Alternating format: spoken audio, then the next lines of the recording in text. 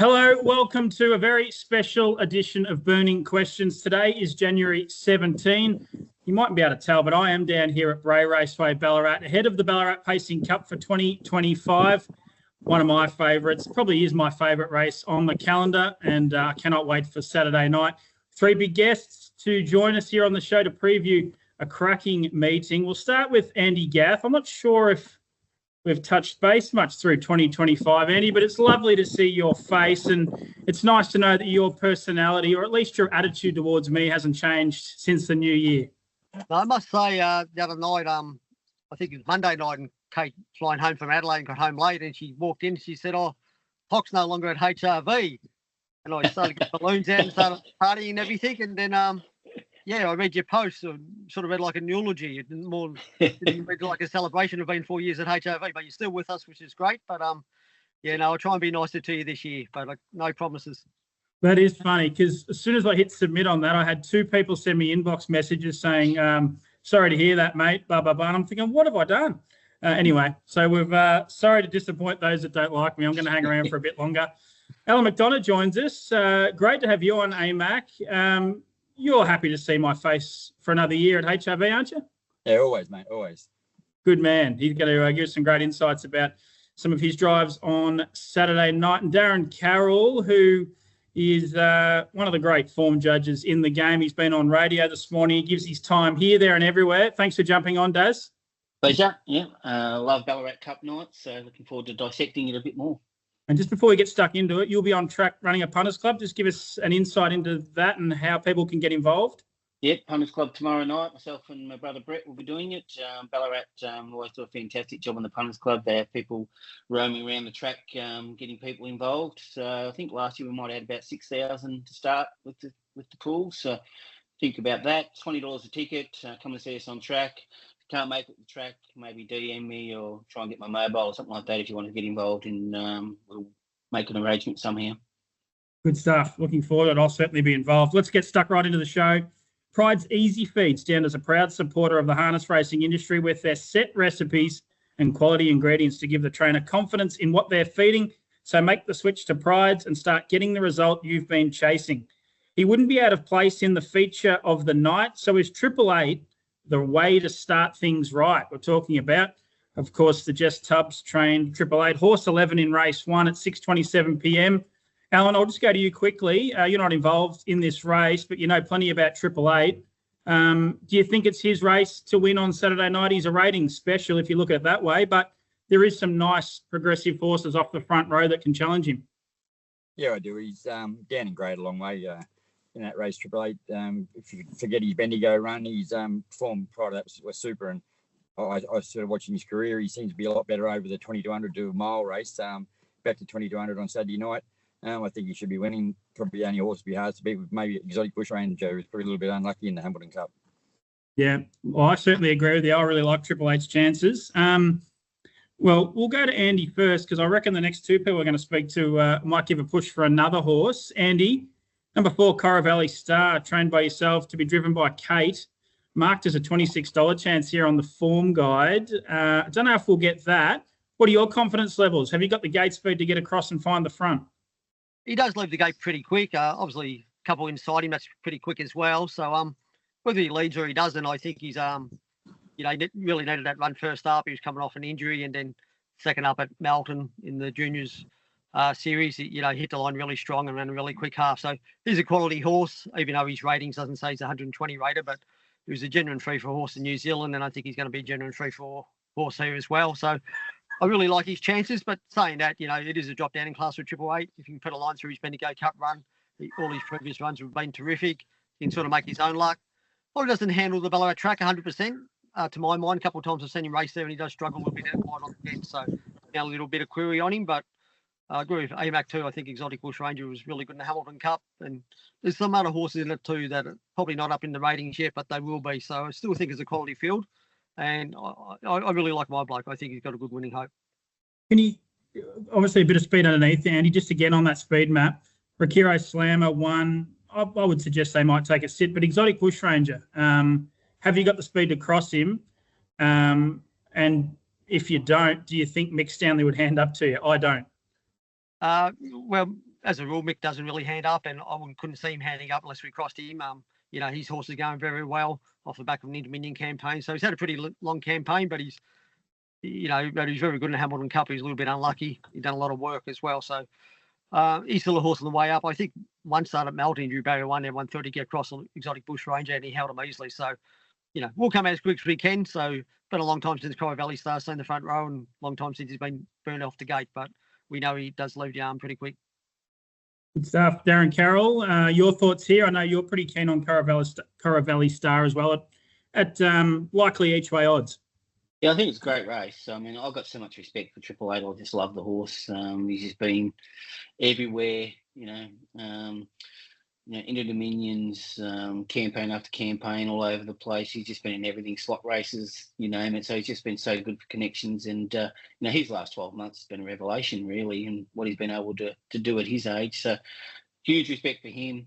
There's horses like Code Bailey we haven't even mentioned yet, and he's a Bendigo Cup winner, and forget he earned around first up. He'll be fitter for that. Little Louis coming off a trial at Maryborough a couple of weeks ago, and that was behind D Road, come out and won the cup. So I respect him. But I'm just banking on the fact that my map has Coral Valley Star leading. I was really taken with his win at Melton on New Year's Eve on Young Guns night. You don't see a horse do that. I know it was a different class, but he was 3 back in the running line, and he had that race won within 50 to 100 metres. He just put him away that quickly at Melton, at about the 500 metre mark. So if I've got the map right and him finding the front, then I want to be on him each way. So that's the way I'm looking at the race. Yeah, good stuff.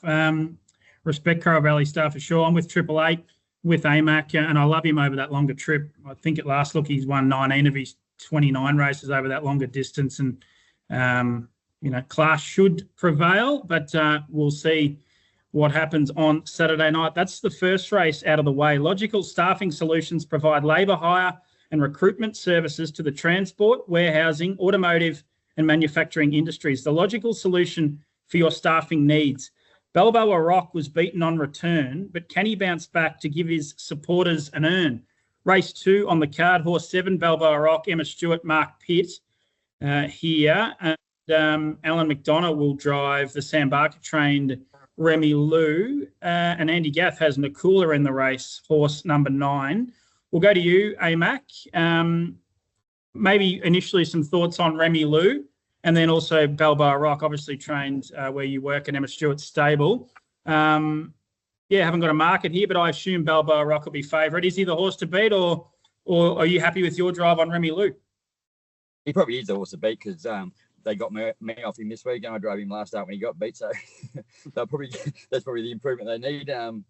Get Mark Pitt and they normally grow a leg when I jump off. So I'm happy with Remy Lou. Her runs have been good. Her run last week was really good at Melton. She sat parked and probably run out of puff after in the turn, but she seems really good. And I think she'll run a good race. But Balboa Rock, he should find the front. I would have thought, and probably be too good for us. Might give you. Do you want to have a crack at getting that camera back on, AMAC? That's better. Yeah, you're a good-looking man. We wouldn't want to deny the viewers. Battery's going flat. Hopefully we can get you through.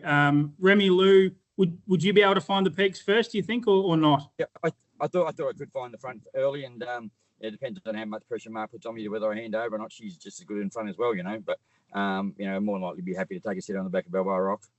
Okay, we'll hold you to last, Andy. Darren, how did you see this race? I found it awfully tricky, but my thoughts were that maybe Balboa Rock would work to the front, and he wasn't terrible, although he was beaten as a short price favourite last time out. So I'm probably just in Balboa Rock's corner. What about you? Yeah, I'm probably glad this is not a leg of the quaddie, the $50,000 jackpot quaddie that looks like it'll get up to about 250,000. So invest there. I thought it'd find the front, and then as such, deservedly odds on. Do I want to back it at odds on? I don't think so, but it does look the winner if that's the scenario that does unfold. Mick Stanley on Rudy G might try and kick up in the middle, but I just think Balboa Rock will probably be too quick early and find the front. And there you go. Gets its chance at Ballarat. Cool, Andy, in really good form, been a great addition to your stable. This is a bit of a different scenario off the back row. Is your horse just as good with a trailing draw, or how do you see this race panning out? Yeah, Yeah, she's getting better each run. I think Nakula had to scratch from Bendigo a couple of weeks ago. She sort of had a few tying up issues, but she seems back on track now. Back row draw's not great for her, but if there's a bit of speed on at home, she sort of seems to work better coming off the pace. So, so it's going to be hard to win from there, especially if Balboa Rock finds the top. He's definitely the one to beat. But if he doesn't find the top, he's probably vulnerable. But it is a tricky little race. We've got a favourite that's probably going to be under the odds, but who to back to beat him is a little bit tricky. So, probably just a race. You just got to sit and watch and see what happens to the market. Yeah, tricky race. Looking forward to it, though. That's race 2 on the card at 7 p.m. We've got a new sponsor on board. APG are involved in Burning Questions, so thanks for their support and great to have them on. Get ready for the ultimate harness racing opportunity at the 2025 APG Yearling Sales, featuring progeny from Australia's top stallions and the best odds on a race series worth $100,000. Don't miss your chance to invest in a champion. Find all the details at apgold.com.au. At APG, there's a horse for everyone. The third question, Whitebait's been all the rage, so will he win again on Ballarat's biggest stage? That's probably one of my best written questions. Yeah, it's not bad for you, Doc. That's not bad. That is not bad. Thanks to rhymezone.com.au for helping me out there. I've been admiring my work too much and I haven't even got the race in front of me. Race 8, number 6, Raging Whitebait. I'll hold you to last, Andy. Your thoughts here, AMAC. I thought Raging Whitebait would likely be favourite, but I thought Minos was quite good for JD Quinlan first up. Have you got a thought on the final leg, the final leg of the quaddie and also the last race on the card on Saturday night?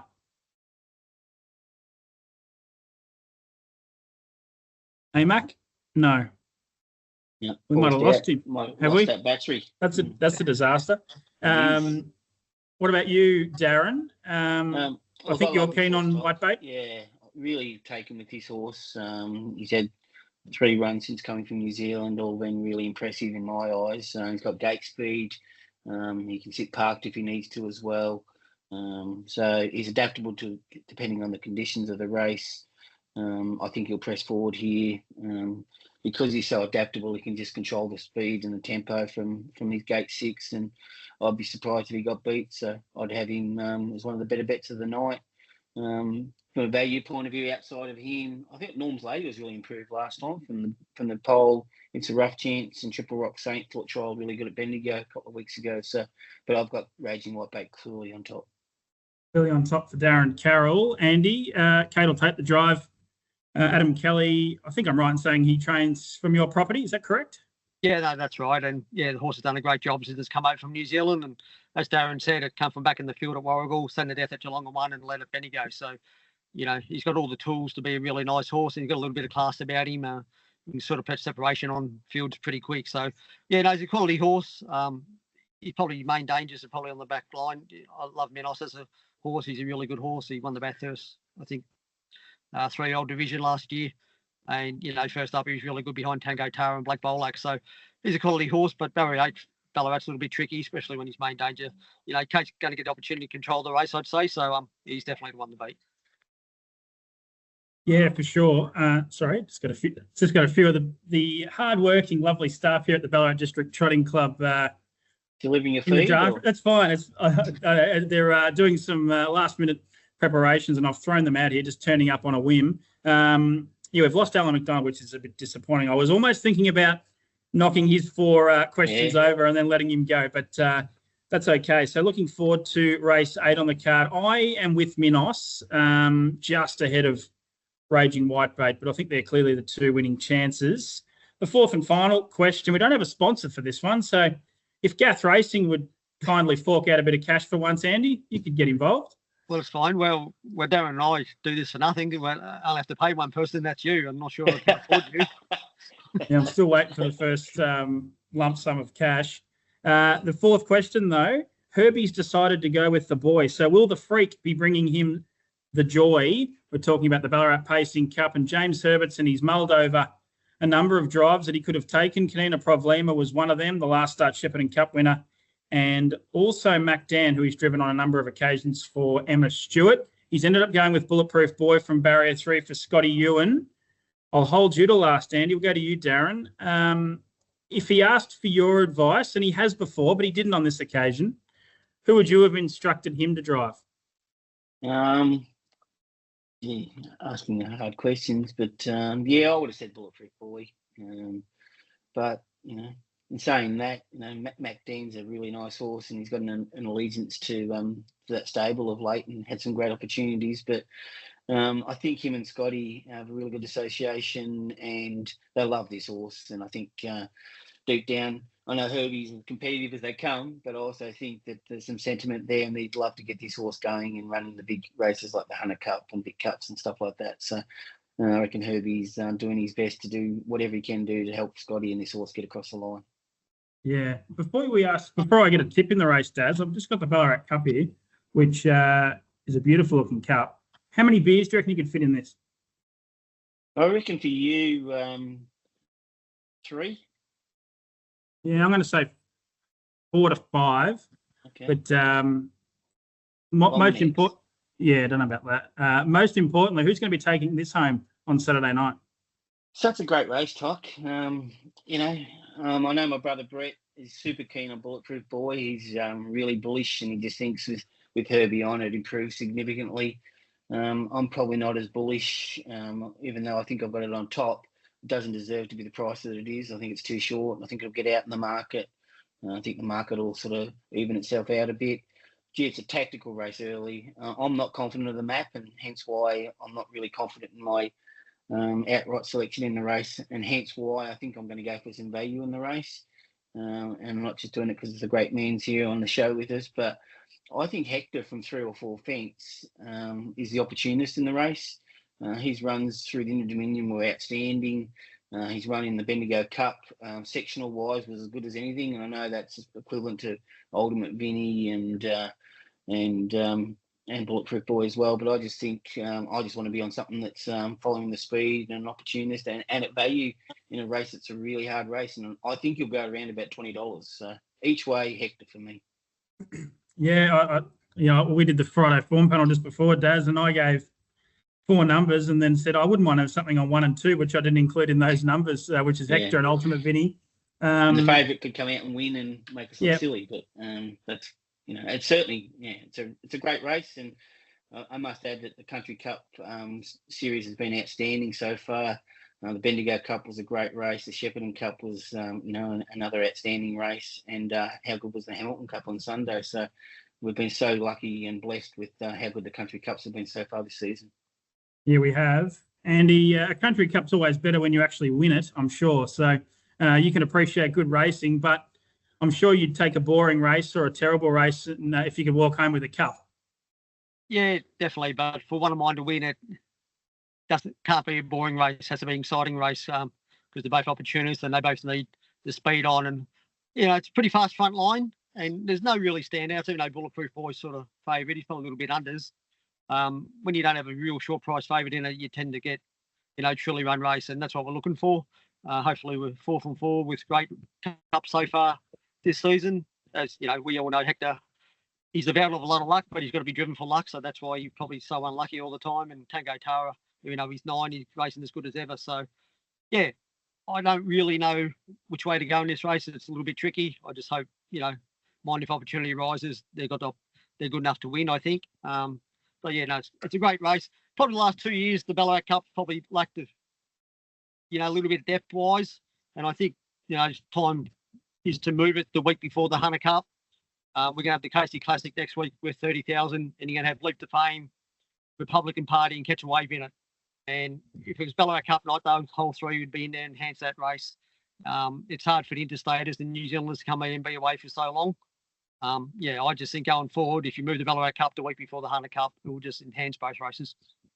Yeah, I think you might be right. I wouldn't be against that for sure. I think you didn't quite answer it, but if I had to absolutely push it, Andy, Hector or Tango Tara? I go Tango Tara. I think Norm watches burning questions. That's right. Good call. Good call. Ballarat Cup here, Andy. What is your record in the Ballarat Cup? Have you won it? No, I haven't. No. Placing? Yeah. Sorry? Had a placing in it? Can't remember. No, it's a race that's probably eluded me. So yeah. Hopefully I can rectify it this year. Well, I know you don't drink beer or you don't I mean, you might have one here and there, but how many Red Bull and vodkas can we fit in this, do you reckon?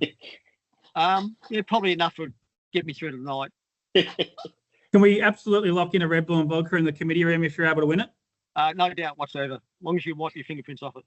Yeah, I should be wearing the white gloves, shouldn't I? Anyway, fantastic race. Looking forward to it.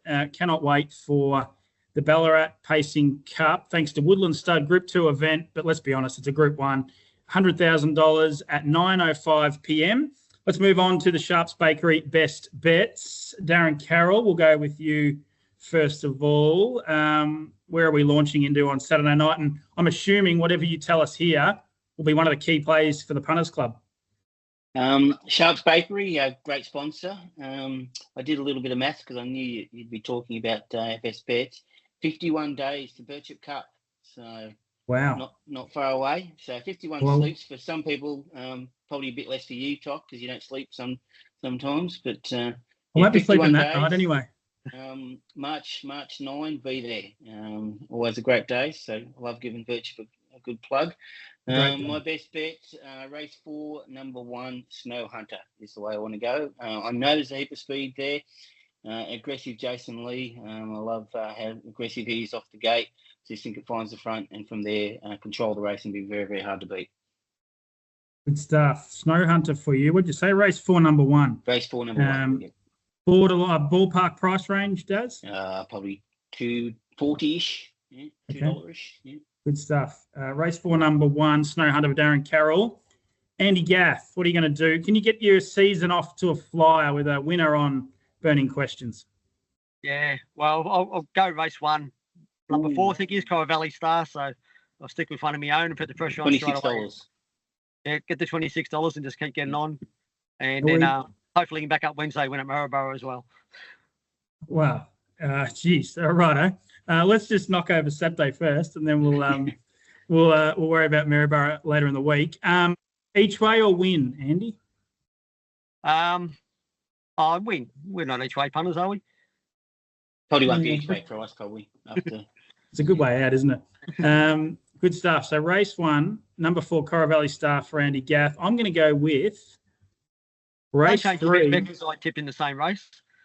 No, I'm going to go race 3 in the Campbell Comments Trot over 2,200 metres. Race 3, number 9, Aldebaran Brook. I think she's a special. I'm going to say maybe season 2025 will be a year of big statements. If she trots the whole way and doesn't win, Andy, I'll let you decide the punishment for me. I think she's just about over the line if she trots the whole way. What if she doesn't? If she trots the whole way and gets beat, what have I got to do? I'm not going to barrack for Sydney. Nah, I think you're going to have to start wearing a tie on Burning Questions. Okay. A tie for Burning Questions, at least for the next episode anyway. That's it, yeah. Maybe a bow tie. Okay, we'll have to go buy one. But there is a Kmart down the road. Yeah. Good stuff, righto. Bow tie will be on if Aldebaran Brook trots the entire way and gets beat in race 3 on Saturday night. Andy, thanks for jumping on. Love your insight. Don't know about your personality, but we love hearing from you here on Burning Questions. Not a problem. Good to be back. And thanks again, Darren Carroll, for your insights. Pleasure, mate. Looking forward to seeing you on Saturday night. And thanks to Allan McDonough, who hung around for a while. We got through a couple of races, and he's got a really good chance. We should have mentioned in the Ballarat Cup with Ultimate Vinny for Sam Barker, barrier 2. That has been Burning Questions. It's the Ballarat Pacing Cup special. Make sure you tune into all the coverage at Sky Racing Active, and of course the trots.com.au on Saturday night. We'll see you next week.